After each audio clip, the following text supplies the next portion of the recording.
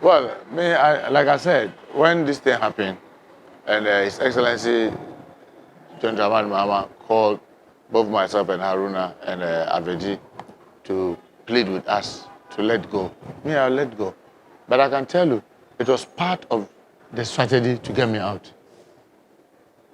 No any political person who is mature will not say that that was part of the strategy to get me out. Because Aveji was not going to contest. Haruna didn't have any contender. I was the only one who had a contender, right?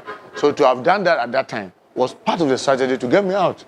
But I keep saying, God is not their village chief. God doesn't hate people because you hate them. God doesn't dislike people because you dislike them. God, He looks at our hearts. And I keep saying that, you see, when we do the things that we are doing, what we are simply doing is that we are making people who sacrifice for the party, who put their life online, begin to ask whether it is worth it. Everybody in this country will attest to the fact I have grown this constituency from 2005 to now. This constituency has become an icon in the region. Even within the Lions Den, in Parliament, everybody who follows Parliament knows that I have fought so well for my party over this period. Let's assume, for heaven's sake, that I don't even know the reason why some of the people were doing the thing that they were doing. Is that how we treat people?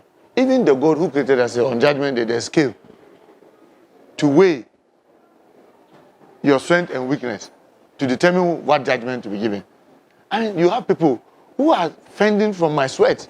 When I say fending from my sweat, is that, look, God used me to get a speaker in place. Everybody in this country will not deny that. Now with that, you have a lot of NDC people there. Some have not got a problem to be traveling, things that they don't get to do. People are paid every month and whatever. Yet those people, some of them, who have gotten this opportunity are those who are fighting together. You think God is your village, your anchor? God doesn't pay goodness with evil. Because for anything at least, you should remember that at least I have done something good before. So if even you now have a beef with me, you have to consider those things.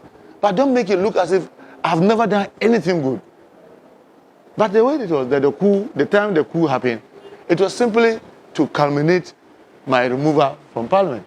But God doesn't think like you. God looks at our hearts. Now, by the grace of God, I've survived the promise. And by the grace of God, I'm going to survive the main election. And I'll be in Parliament. Because when God was planning that I'll go to Parliament, and these are the number of things that I will do in Parliament before maybe I'll leave, God didn't discuss that with you. He didn't discuss it with you. So you cannot determine when I quit. It's only the God who can determine that.